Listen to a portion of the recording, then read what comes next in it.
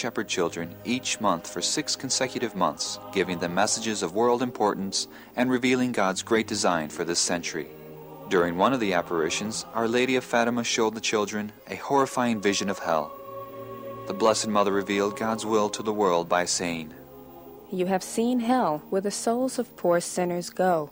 To save them, God wishes to establish in the world devotion to my Immaculate Heart. If what I say to you is done, many souls will be saved, and there will be peace. The war is going to end, but if people do not cease offending God, a worse one will break out during the reign of Pius XI. To prevent this, I shall come to ask for the consecration of Russia to my Immaculate Heart, and the communion of reparation of the first Saturdays.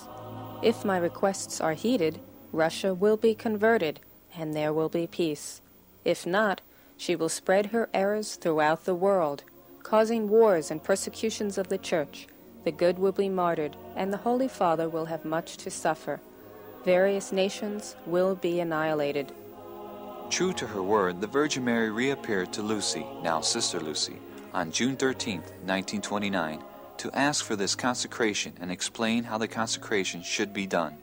The Virgin said, "The moment has come for God to ask the Holy Father to make in union with all the bishops of the world the consecration of Russia to my Immaculate Heart. He promised to save Russia by this means." True peace for the world, as God can only give, was now solely entrusted to the Immaculate Heart of Mary and the accurate and prompt obedience of the Church in fulfilling God's demands. As this intensely turbulent and unsettled and bloody century testifies to, and as Our Lady of the Roses reveals, the request for the consecration of Russia has obviously not been done. Our Lady calls the recent perestroika, the so-called democratization of Russia, a ruse, a trick. The Soviets hypocritically call themselves democratic.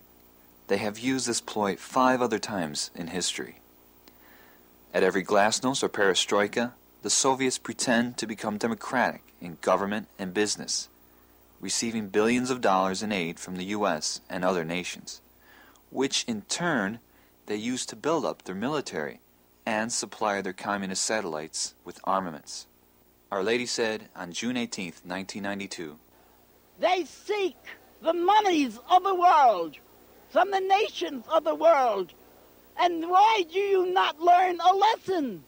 It happened in the time of Lenin.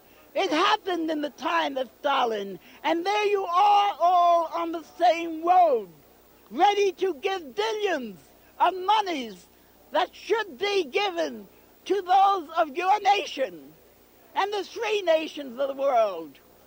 Do not be deceived, my children. Russia is not free.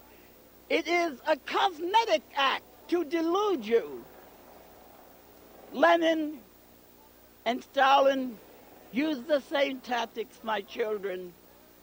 Why do you not learn from your errors?"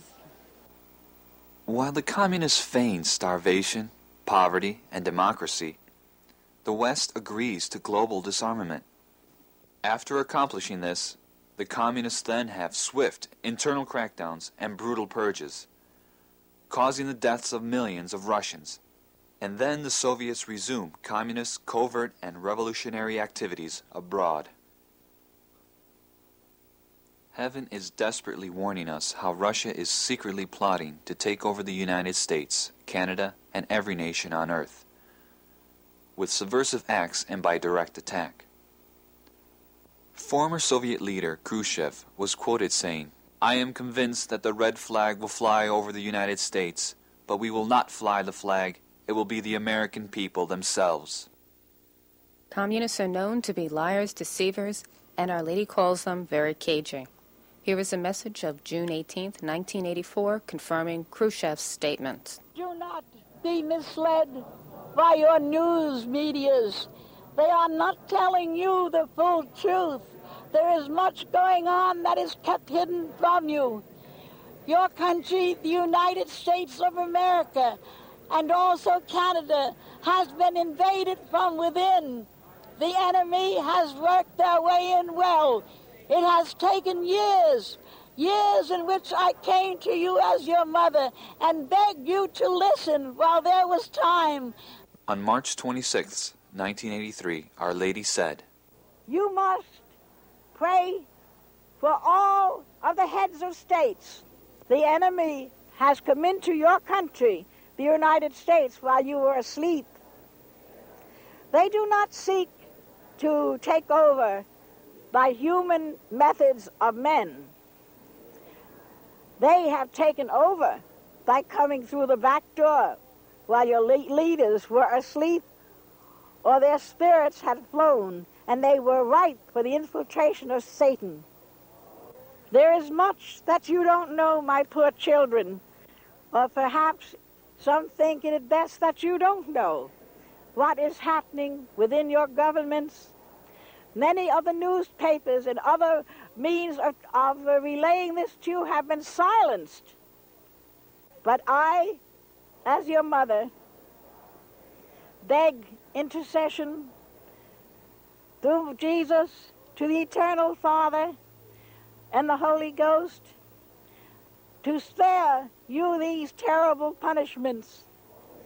I have tried to warn you, my children, that the United States is as like the eagle plucked there by its enemies, plucked there by misrepresentation, plucked there by sin. Your country is very sick, my children. Heaven tells us that the United States is infiltrated by the KGB. Here are the words of Jesus, September 7th, 1985. They are now holding the major stations in your government. They come as angels of light to your leader, and though he has a good heart, he has not the knowledge to understand nor look for the very evil that is about him, that can lead this country directly into a confrontation with Russia. It is true, my child, that one of the KGB agents who rose to power was allowed to appear in the Senate and slam his shoe upon the table and say, "We will take the United States without firing a shot." Do not take this lightly, my children, for that is exactly what they are doing. Our Lady tells us the communists will not be able to take over this country without much bloodshed.